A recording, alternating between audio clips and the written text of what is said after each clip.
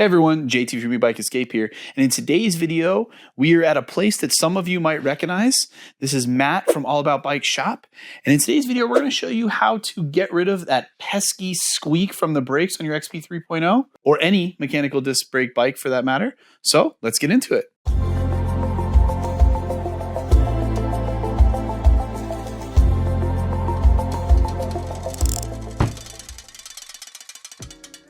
Before we throw it over to the man with 17 years of experience in adjusting brakes, I just wanted to ask everyone, if you are looking to purchase any Lectric XP 3.0 or any Lectric for that matter, please consider using the links down in the description.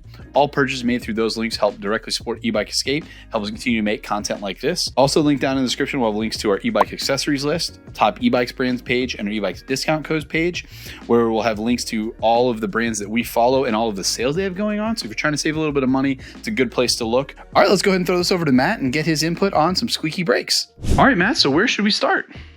Well, when working on any e-bike, you want to go ahead and take the battery out. In this case, it is here in the frame. We did already take it out, and you want to go ahead and take it through a cycle, but right there is where it would be on this this particular model. We're going to close that back up. And then you do want to also hit the power button on to make sure that that last little bit of juice is out of the system. Other things too, when working on brakes, we got to talk a little bit of safety. These disc brake rotors on here are going to be a little bit sharp, so we need to watch out for our digits. Make sure we're not getting stitches while we're doing this, right? Matt's go-to is start with 10, end with 10. Yeah, that's exactly it. Yeah, and then all right, so Matt, when we're going to be getting into the shop, what type of tools should we use? So we're going to use Topeak Torq Stick Pro is the model on it. So pretty nice tool. I've always really liked Topeak, the brand. They've got all your common sizes in Torqs and in Allens here. For this particular one, we're going to want a 5 mil. And actually, don't need the torque wrench right now. I'm going to use this little guy here. So we're going to go ahead and use our extension on here for this particular job. And we're going to, ooh, look at that. Nice and magnetic too. Slides in here. And this is like, ooh, I love playing with magnets. Slight disclaimer, this is actually my tool that I brought over to show off to Matt to try and convince him to buy one, because he's a man that likes nice tools. I do, most definitely. Well, let's show you the problem first, actually. So I'm getting you close to try and see if you can hear it. Metal scraping every time that it goes by. And then what that also translates to is when you're actually riding the bike, you will get some like much louder audible squeaking when you engage the brakes, which is a really common issue on the 3.0s. So we're going to see if we can take care of that right now. What I'm going to start with actually is going to be seeing if these were tightened anyways. Torque spec for that, if we did want to torque it, is usually around 6 to 8 for bolts like this. I'm just seeing if they are tightened, because those are going to mount it to the frame. So if those were loose at all, it could cause some problems. But usually where we do the actual adjustments is going to be these two caliper bolts right here and here. So I'm going to go ahead and change my wrench to where I'm loosening and break that loose. You don't want to go too far on here. Common mistake for people is that they back it out a lot. You want it just loose enough to where it'll move a little bit, but not move a lot. And the two bolts Matt is loosening right now are the two actual caliper mounting bolts. So those are physically the ones that hold it to the bracket mounted on the bike. Correct. And we're using a 5 mil here. So then we have play in the caliper. Actually, one thing that I really like to do, you can do this with a sheet of paper. I have a really nasty old piece of board that I use, but the main thing that we're looking for is that it's somewhat white. If this was white at some point. Yeah, exactly. It's been used for many years at this point. But what I like to do, that's my cheater board, so I can, when I look at this, I'm trying to center this caliper where I have space on either side. I can see that white. So you're getting a good visual on it. So we're going to go ahead and tighten that down. You can start with either either bolt, upper or lower. And then you don't need to go fully tight yet. And then you're going to kind of adjust the lower one.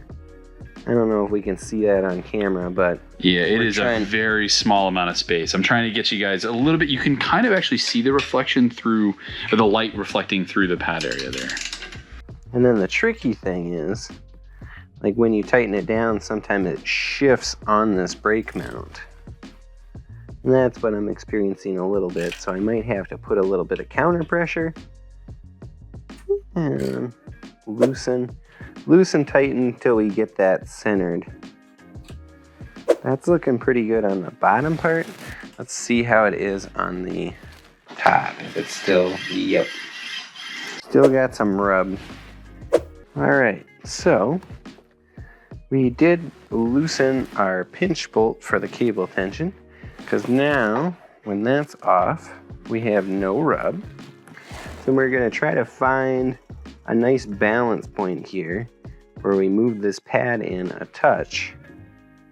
And I'm holding this arm up with this hand, and we're gonna go ahead and tighten down this pinch bolt. Yeah, so the order was, first we went in to make sure the caliper was centered, and then once the caliper's centered, now we're adjusting the actual cable tension on to give us maybe a little bit extra room in there. That's correct. And I can see from up top now, and from the sound, we are getting a free spinning disc brake rotor in between those pads. Again, careful to not touch this with your fingers. The oils from your fingers too can kind of leave a residue that could cause squeaking. And it's just a sharp surface, so yeah. Get your hands out of there. So if you do happen to touch your rotor or anything like that, you can use isopropyl alcohol, is I know a good one to clean those oils off. And then the other option that I know we use in the automotive world is brake clean is another option. Basically a high alcohol content, just going to dissolve everything. Correct. Yeah, a product I really like to use is from Finish Line called Speed Clean. I'll actually grab a can of it.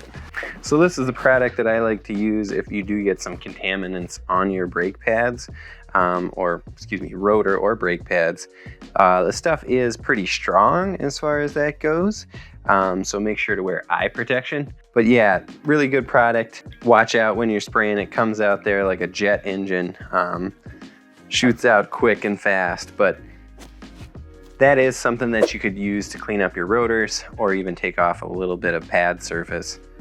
All right, so we've got that brake dialed in. I did hand snug it. So after I hand snugged it, I'm actually gonna come back over here and dial in our, let me look at the box again. Torq Stick Pro. Yep. That's a good, I like that. And this is pretty much everything you'd need. This would be a really good one to travel with too. Yeah. It's a nice hard plastic shell, so you don't have to worry about it. And then everything, even the containers for the bits are magnetic. So you put the bit in there, it pulls it in. So this works nice as a fidget spinner if you're that type of person. I happen to be very mechanical and, you know, I need something to keep me busy. So yeah, that's a nice one. So we're gonna go ahead and leave our extension on. That's magnetic too, that's cute. All right, and we're gonna go ahead and pull down and twist. We're gonna get that up to 6 Newton meters. I'm gonna match up that line right there. We're gonna come back here and just make sure that we've got these torqued to spec. And that did need a little bit more tightening. Not surprising, because I just hand tightened it. It's better to under torque than over torque. And then come back and correctly torque. Yeah. And remember, I know torquing seems a little bit monotonous or something that really you don't need to do, but when you're dealing with something like your brakes, it's one of the only things going to stop you down or slow you down when you're going at speed. Definitely worth doing. Correct. Yeah, I mean, it's definitely, as a professional, don't want to be cutting corners on something, you know, like this. People could be taking this down a mountain pass or a variety of other different things. So let's not mess around. Let's make sure it's torqued to spec. All right, so that one is looking pretty good. Back done. And the best sound of all. Silence. Silence, yeah. Spoken like any parent, right? I got 5 kids at home now, so. Yeah. All right, so let's do that process again. Now on the fronts. Now, I believe the front had a little bit of a hit, if you can listen there. So, and like I said, same thing as the rear, that kind of translates into like a little bit of a squeal with like as it resonates through the brakes. So let Matt work his magic and walk us through what he's doing. Yeah, so we're gonna play around with the same process. That one went pretty well for us on the rear. And this can be a little bit of a frustrating thing when starting out. But it is something that if you have a good eye for stuff, that's something where you can usually get these dialed in. They do have a tool that sometimes works out with this. This is a Birzman little pad spacer tool. I gotta say that the success rate on this tool is somewhere around 60 or 70% of the time it works out. Yeah. But you can go ahead and put this over the rotor and kind of try to get things centered. So I'm gonna go ahead and check my caliper, or my mounting bolts first. Those are snug. Those feel definitely torqued to spec. And then I'm gonna go ahead and loosen these two.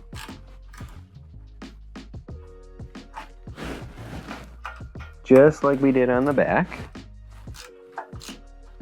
And now the caliper is loose. And this little guy goes on your rotor.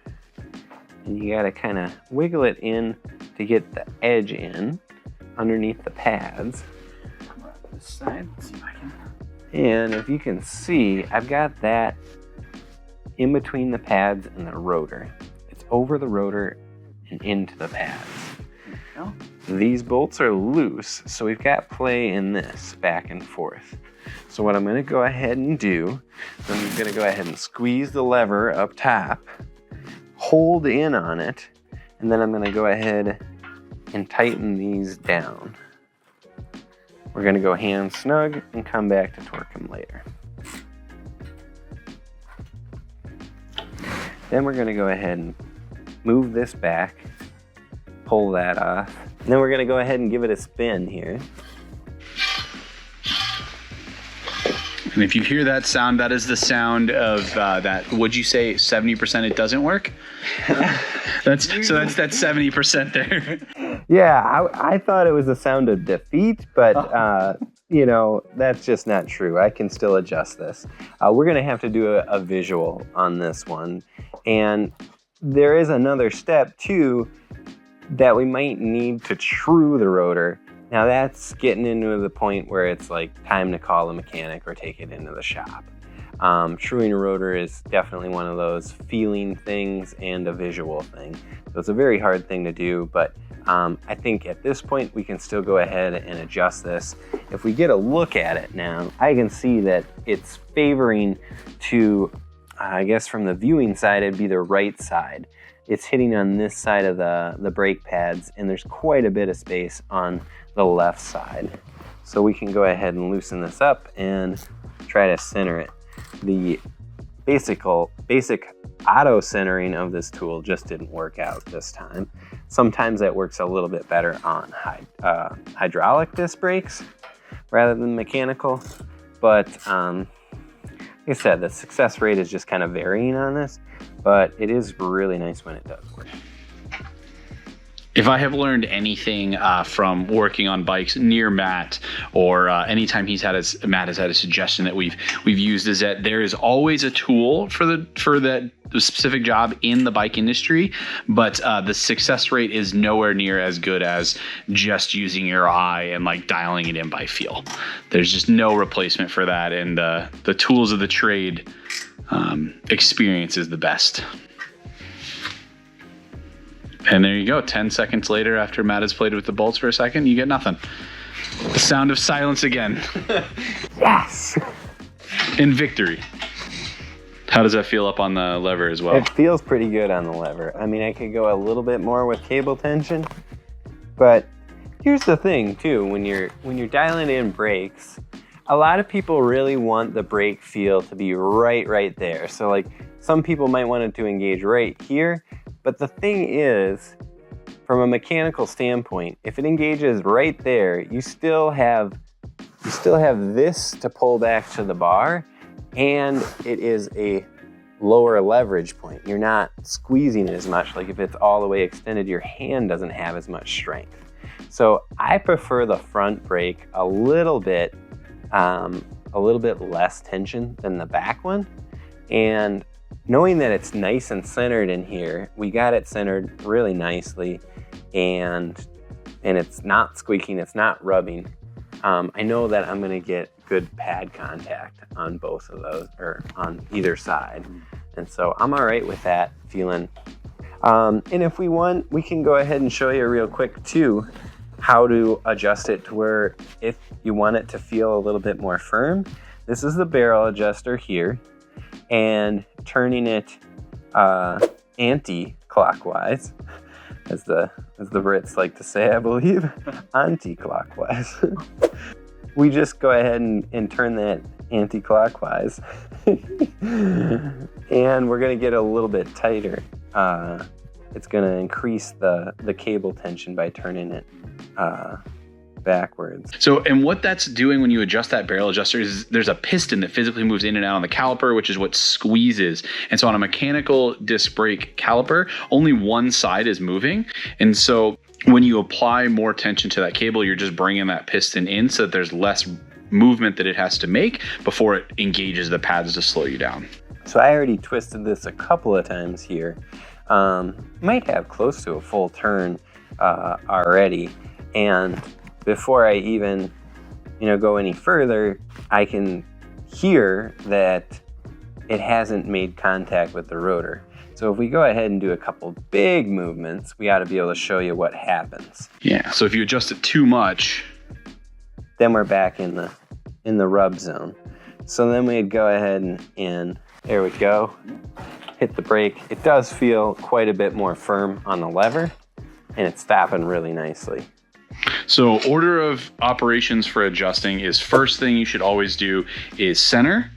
Get your caliper centered up, check to make sure it's tight and torqued correctly with the bracket. Yeah, so we'll go ahead and check the bracket to the frame or fork, these ones here.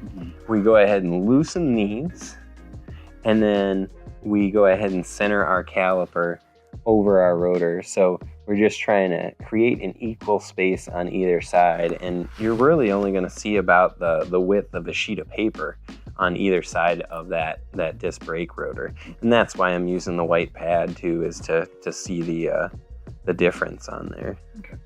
And then one thing I know Matt didn't call out, because we didn't have to adjust because this is brand new, but as these pads wear, you'll see here on the back there's a little Allen key here. And as I was saying before, only one piston moves when you actuate the lever. That this is how you adjust the location of the other pad. So if you're having a hard time getting everything centered and all of that, you can also fiddle with that. Again, I think that gets into the area where it might just be worth it to take it to a bike shop if you can't get it dialed in. So Matt, what happens if, say you have done everything we've done, you've centered your rotor, you've checked torque on everything, but you're still getting squeaking? What would be the next thing you would look at? So the next thing that I look at is pads and rotor. And I really just don't believe it can be one or the other. They go hand in hand. So if you have a contaminated rotor, that contaminants is going to get on your pads anytime you brake, and vice versa. So if you have contaminated pads, those contaminated pads are going to get on your rotor every time you brake as well. I wouldn't recommend just replacing pads or just replacing the rotor. Let's do them at the same time so you don't have the same continuous problem. We want to knock this out, right? Correct. Yeah, you want to get rid of the squeak. Yeah. And it's pretty annoying when you're riding, I don't know, maybe you're on a nice neighborhood ride and you're honking like geese through the neighborhood. So let's just go ahead and replace pads and rotor when we're doing that. And You know, if you have your centered caliper and a nice straight rotor, that's going to fix your problem, and you're going to be riding sound free. Glorious. So Matt, what would this cost at a bike shop to say if you're having, I just have really squeaky brakes and all they had to do was adjust, no part replacement, but just adjusting of brakes? Yeah, I mean, it really varies on the shop and the area that you're in, but I would say anywhere from $15 to $30 to have a good brake adjust done. And, you know, like I said before, a time when you really might want to take that in, sometimes these rotors can just be a little bit bent or they got knocked around in shipping, and you can have a pretty wobbly rotor. Fortunately, these came really well out of the box. I was able to center them quite nicely. Really impressed by how nicely they set up. I've seen more than a handful of e-bikes where it just felt unachievable right out of the box, where it was like, oh, the rotor's bent, or the mount was maybe a little bit off to where when you tightened it down, it kind of moved it around when you try to tighten these fixing bolts or caliper bolts. I don't know. I guess maybe we got lucky, or the quality is just getting better. Either way, I'm fine with both of those, right? Yeah, absolutely. Yeah. Yeah. I mean, and that's one thing to note too, that like Lectric is a budget branded bike. It's $9.99 for this bike shipped from Lectric to your door. And you essentially roll it out of the box and it's good to go. Where maybe if you're having some squeaky brakes like we were having, and so you had to bring it to a bike shop to pay somebody like Matt to do it, you're still coming in under $1,100 maybe. And that's just, it's awesome to be able to have that as an option out there for most people. It's always good to support your local bike shop. But I'll tell you what, the quality of a lot of these bikes are getting better and better every time that I see them. So what do you think the typical cost of a set of pads and rotors are cost-wise? Yeah, so you know, a good rotor is going to be anywhere from around, probably anywhere from maybe around $20 up to about $50. And brake pads really vary from around $10 up to about $35. They do make some e-bike specific brake pads. It's going to be a little bit better for those high temperatures, a little bit different material as far as that goes too. So okay. Yeah, sounds good. Well, hopefully, with all of that information out there for you guys, you are able to get rid of your own brake squeaks, or at least be able to diagnose and know what to do to fix that problem. We want to thank Matt here at All About Bikes about sharing some of his 17 years of knowledge with us. If Matt is somebody that you like seeing, you'd like to see him in some more videos, if this video can get up to 1,000 likes, we'll bring Matt back. Actually, we'll probably bring Matt back anyway. We do like him around here. And again, one last time, if you are looking to purchase Lectric XP 3.0 or any electric e-bike, please consider using links down in the description. And with that, we'll see you guys in the next one. Thank you.